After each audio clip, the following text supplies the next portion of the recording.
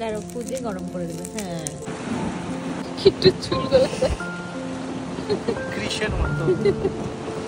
ওই যে হাত তুলছে, ফিশ খাবে। দিদি বসে বসে পড়ে যাবে। একটু বেশি বিদেশি খাবারই পছন্দ বলো। হ্যালো এভরিওয়ান, চলুন গোয়াতে আমাদের শেষ দিনের ব্লগটা শেয়ার করি। ভ্যাকেশন শেষ, 5 days 4 nights টোটাল ট্রিপ ছিল। যখন ট্রিপটা প্ল্যান করেছিলাম তখন মনে হয়েছিল এতদিন কী বা করবো, কিন্তু দেখুন দেখতে দেখতে কি সুন্দর দিনগুলো আমরা কাটিয়ে ফেললাম। শেষের দিন ফিরে যেতে একটুখানি মন খারাপ তো অবশ্যই হচ্ছিল। যাই হোক, সকাল সকাল আমরা উঠে গিয়েছিলাম, সকাল প্রায় 8টা মতো বাজে। তো এদিকে দেখুন কিট্টু আর ওর বাবা ব্রেকফাস্ট করতে চলে গেল। আমি যাইনি, কারণ আমার ঘরে কিছুটা কাজ ছিল। তাই ওদেরকে বললাম যদি সম্ভব হয় তাহলে আমার জন্য ব্রেকফাস্ট নিয়ে আসতে, নাহলে ঘরে কলা রয়েছে সেটাই না হয় আমি খেয়ে নেব। এবার আমার কাজের মধ্যে সবার প্রথমে রয়েছে কিট্টুর খাবারটা বানিয়ে নেওয়া। তো ঘরে কিছু মটরশুঁটি, বিনস এইসব ছিল, আর চাল ডাল তো আমি সাথেই নিয়ে এসেছিলাম। এবার যে মাল্টি কুকারটা আমি নিয়ে এসেছিলাম, এই রিসর্টের যে প্রথম দুদিন যে রুমটায় ছিলাম সেখানে কাজ করছিল, কিন্তু এই কটেজের রুমে কাজ করছিল না। সেজন্য আমি ওদের ইলেকট্রিক কুকারে সব কিছু সেদ্ধ করে একটুখানি ঘি ছড়িয়ে দিয়েছি ভাতের ওপরে। তো সেটাই হয়তো এই দুপুরে ও খেয়ে নেবে, বাকি অন্যান্য দিন ওকে আমরা আমাদের খাবারগুলোই খাইয়েছি। এবার চলুন ঝটপট করে ব্যাগপত্র গুছিয়ে নিয়ে তো বেরিয়ে যেতে হবে। তো এই ফাঁকে নিজেরা ফ্রেশ হয়ে কিট্টুকে স্নান ধান করিয়ে ওই যে বাটির মধ্যে বেদানা দিয়ে দিয়েছি। ও ততক্ষণে চুপচাপ বসে বসে বেদানা খাক, ততক্ষণে আমি আর রোহন ব্যাগপত্রগুলো গুছিয়ে নিই। কি খালি নিচে গেলে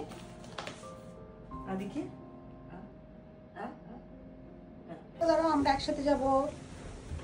ওই যে লাগেজ নিতে এসছে, দেখো যাবে না। দাঁড়া দাঁড়া দাঁড়া, কিট্টু কিট্টু চলে আসো, মাম্মা চলে আসো।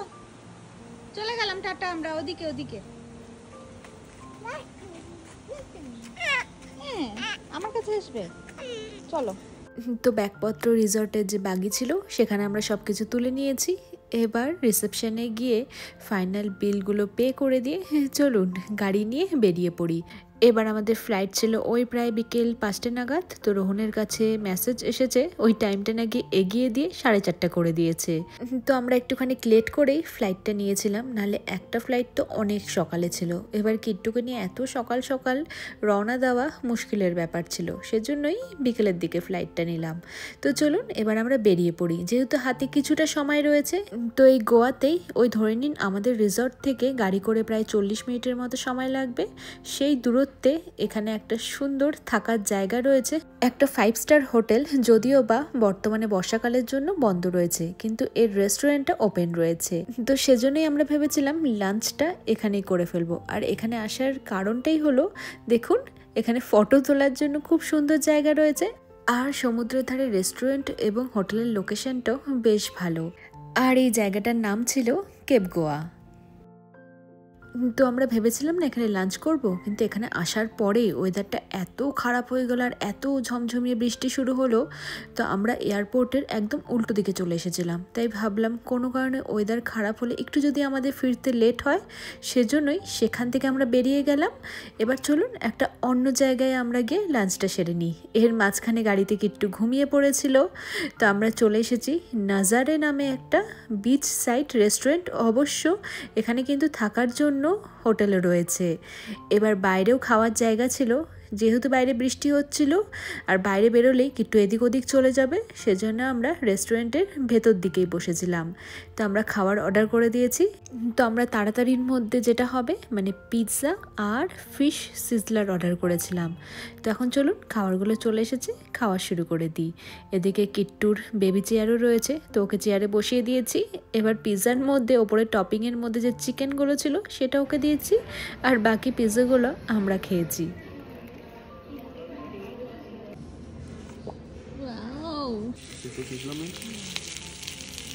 ফিশ খাবে সালমান মাম্মা, ওই যে হাত তুলছে, ফিশ খাবে। এই যে ফিশ, ওই যে হাত তুলে নিয়েছে। ফিশ ফিশ গরম নেই তো।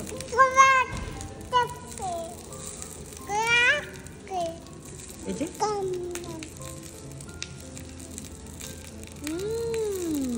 ভালো ভালো। দাঁড়ো ফু দিয়ে গরম করে দেবে। হ্যাঁ গরম করে দিবে, সরি, ফু দিয়ে ঠান্ডা করে দেবে। ওয়াও, ফিশ খাচ্ছে কিট্টু। ফিশ কিট্টুর বেশি বিদেশি খাবারই পছন্দ, বলো? ব্রেড না, এরকম সিজলার ফিশ।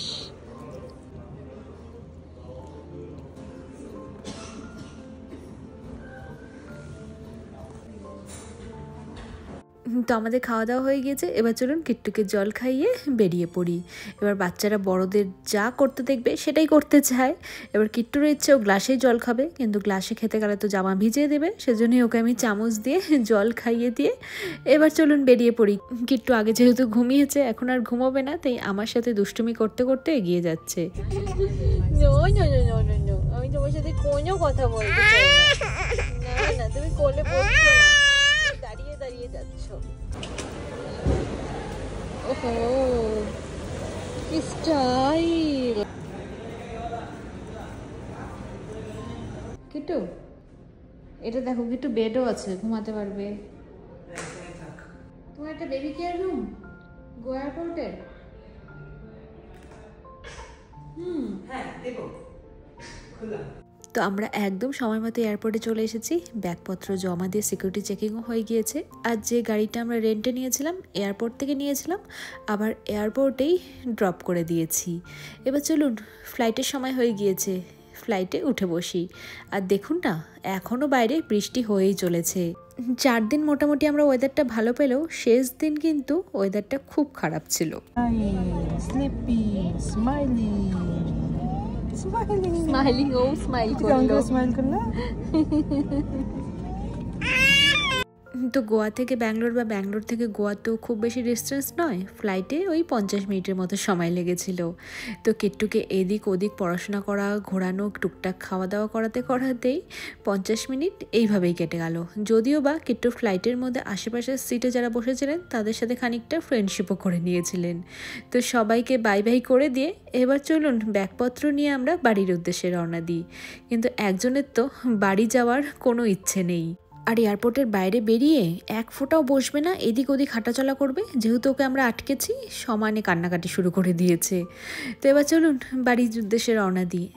আর আমরা না আমাদের গাড়িটা এয়ারপোর্টের পার্কিংয়েই রেখে গিয়েছিলাম, কারণ এই যে রাত হয়ে যায়, বৃষ্টির দিন, ক্যাব তো পাওয়া যায় কিন্তু পেতে একটুখানি অসুবিধেই হয়, সেজন্য অত ঝামেলায় না গিয়ে নিজেদের গাড়িটাই সাথে করে নিয়ে এসেছিলাম, এয়ারপোর্টের পার্কিংয়ে রেখে দিয়েছিলাম।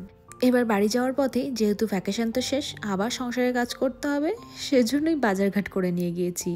ওই সবজি, টুকটাক মাছ, কিট্টুর জন্য অনেক অনেক ফল, এইসব। তো চলুন এই ছোট্ট ব্লগটা এখানেই শেষ করছি, আবার দেখা হবে নতুন একটি ব্লগে। ততক্ষণের জন্য বাই বাই।